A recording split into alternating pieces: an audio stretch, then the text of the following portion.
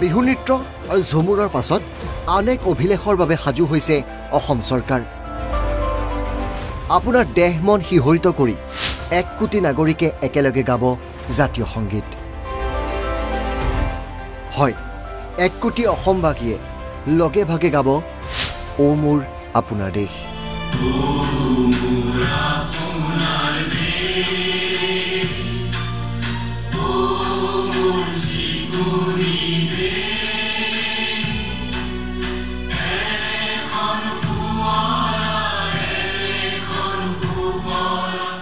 বিধানসভাৰ মজিয়াত এই তথ্য সদৰি কৰিলে মুখ্যমন্ত্ৰী হিমন্ত বিশ্ব শৰ্মাই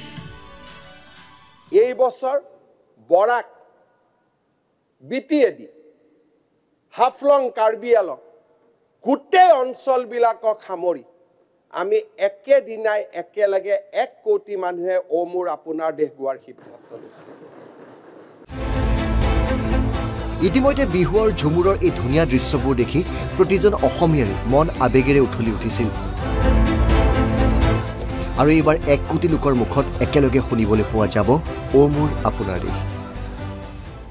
আমি একেদিনাই একেলগে 1 কোটি মানুহে ও মোৰ আপোনাৰ দেশ গোৱাৰ সিদ্ধান্ত লৈছো ইয়াৰ পিছতে সদনৰ মজিয়াত আৰু বহু কেইটা তথ্য উত্থাপন কৰে মুখ্যমন্ত্ৰী হিমন্ত বিশ্ব শৰ্মাই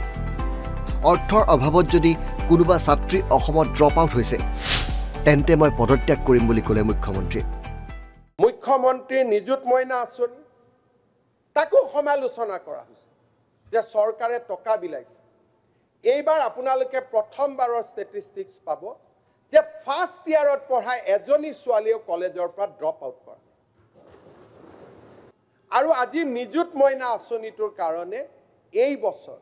এগৰাকী ছোৱালীও ড্ৰপ আউট কৰা অন ৰেকৰ্ড কৰি থৈছো এই বছৰে অসমত আটাইতকৈ বেছি বৰ ড্ৰপ আউট অন ৰেকৰ্ড যেটো নিউ ইকোনমিক পলিচিৰ যেটো কোৰ্স চলি আছে আটাইতকৈ বেছি ড্ৰপ আউট এই বছৰ আপুনি ৰেকৰ্ড কৰিছে অখিল গগৈ ডাঙৰীয়া চাৰ্জিং টাইপ কথা কৈ থাকে আপুনি এজন মেম্বাৰ অনাৰেবল মেম্বাৰ আপোনাৰ ডিগনিটিটো মেইনটেইন কৰক না অখিল গগৈ ডাঙৰীয়া কেতিয়াবা 1 ঘণ্টা দিব যে অসম মাতৃৰ যিমান বেয়া কথা ক'ব পাৰে তেওঁ যাতে কৈ যায় ইমান নাপায় এখন নিজৰ ৰাজ্য হৈ আপুনি এখন কলেজৰ পৰা মোক নাম এটা আনি দিয়ক যে এইজনী ছোৱালীয়ে টকাৰ অসুবিধাত ড্ৰপ আউট হৈছে মই আজিয়ে ৰিজাইন দি দিম এজনী ছোৱালীৰ নাম আনি দিয়ক এতিয়া ছোৱালী ড্ৰপ আউট নহ'ব নেকি যদি কোনোবা ছোৱালীৰ বেমাৰ হ'ল কোনোবা ছোৱালী আপুনিতো লিটাৰেলি কথাবিলাক নকয় টকাৰ অসুবিধাৰ কাৰণে ছোৱালী ড্ৰপ হোৱাৰ এটা নাম মোক আনি দিয়ক ক্লাছ 11ৰ ডিগ্ৰী ফাৰ্ষ্ট ইয়াৰৰ পোষ্ট গ্ৰেজুৱেট ফাৰ্ষ্ট ইয়াৰৰ মই আজিয়ে ৰিজাইন দি দিম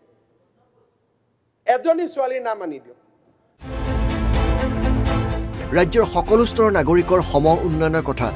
উল্লেখ কৰি চাহ জনগোষ্ঠীৰ বাবে বিশেষ সুবিধা প্ৰদানৰ কথা প্ৰকাশ কৰিলে মুখ্যমন্ত্ৰীগৰাকীয়ে প্ৰথমবাৰৰ বাবে এইবাৰ 10 অক্টোবৰত চাকৰি পাব তাত 3% চাকৰি টি গাৰ্ডেনৰ ল'ৰা ছোৱালী পাব we are bringing a silent revolution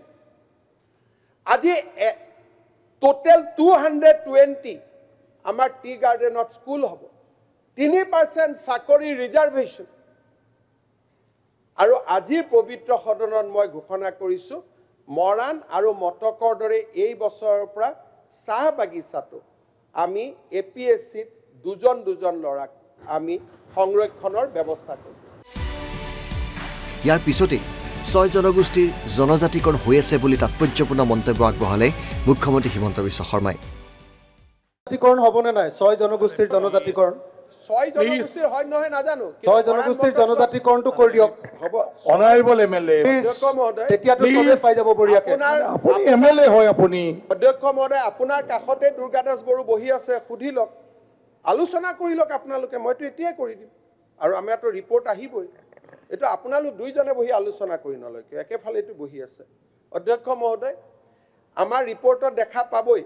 মই এইটো জনাব খুজিছো যে মৰাণ আৰু মটকক জনজাতীয় কৰাৰ ক্ষেত্ৰত অসমৰ জনজাতীয় সমাজখনে অনুমোদন দিছে যে তেওঁলোকক কৰক আমাৰ কোনো আপত্তি নাই মৰাণ মটক আগবাঢ়ি গৈ আছে আমি আগুৱাই লৈ গৈ আছো কোনো কথাই আমি পিছুৱাই ৰাখা নাই মাননীয় অধ্যক্ষ মহোদয়